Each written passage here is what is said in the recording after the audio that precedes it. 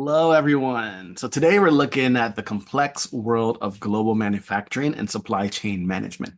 In an era where your phone might be designed in California, assembled in China, and use components from all over the globe, understanding these dynamics is more critical than ever. Remember the post-World War II era? Trade was booming and economics became increasingly interconnected. Foreign investments surged, and even mid-sized companies started moving manufacturing operations abroad. Why? Because transportation, communication, and costs were all declining. Global operations aren't just about selling products in different countries. It's about a sophisticated network of activities that introduce and promote a company's goods and services to customers in multiple nations for profit. It involves building relationships, understanding different cultures, and adapting strategies. Think of global expansion as a journey through different phases: initial entry, development, and advanced growth. Each stage has its unique challenges and requires a tailored approach. Let's bust some myths. It's a common misconception that manufacturing is declining in industrialized nations. In reality, investment is increasing in both developed and developing countries. Also, manufacturing can thrive in rich countries by adding more value for end users through advanced technology, customization, and appended services. We're entering an age of transnational manufacturing. Products are shipped across borders multiple times for different stages of production, storage, or disposal. This creates challenges in determining the country of origin and requires a new mindset for both businesses and policymakers. Why go global? Cheap labor, access to raw materials, and skilled labor. Those are some of the key drivers.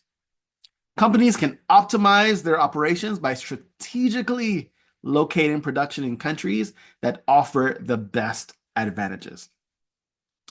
There are two main ways to structure global production networks: multi-domestic and globally integrated.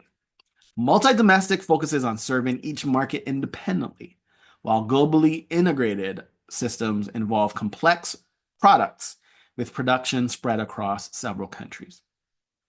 Consider these location strategies: centralized global production, regional specialization, and vertical transnational integration.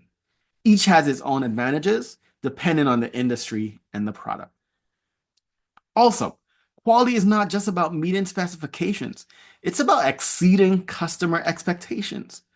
Total quality management, which you'll read about in the chapter this week, emphasizes customer satisfaction, employee involvement, and continuous improvement. There's sourcing. Sourcing is the process of obtaining raw new materials and parts. And global sourcing can reduce costs, improve quality, and increase exposure to worldwide technology.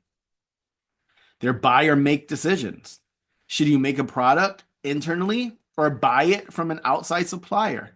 This make or buy decision is a strategic one that impacts employment levels, asset levels, and core competencies. You have to think about inventory management. Managing inventory is crucial, especially when sourcing parts from around the world.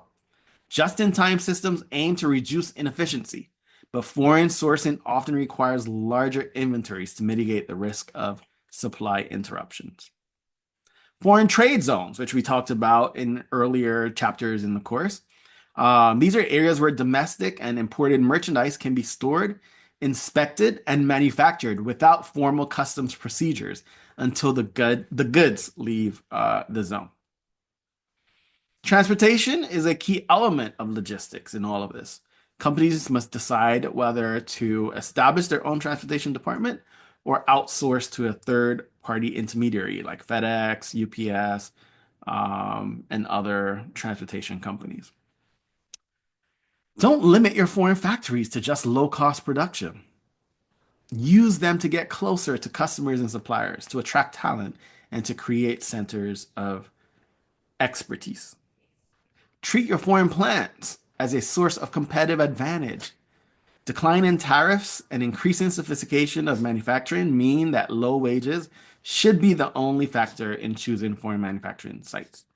We do know about the tariff war that's going on. We don't know where that's going to land, but I must believe that longer term, they're going to be declining tariffs available on goods entering the United States of America. You want to consider different types of foreign factories. They're offshore, they're source, they're server, they're contributor, they're outpost, and lead. Each has a different role and level of responsibility. I want you to consider overall costs, time, exchange rates, and potential delays. These are very important in a global supply chain management system. And then technology. Use technology to improve your supply chain. ERP and PDM systems can help you manage your global supply chain effectively and profitably. So, the world of global manufacturing and supply chain management is complex, but by understanding the key concepts and strategies, businesses can navigate the maze and achieve success. Thank you.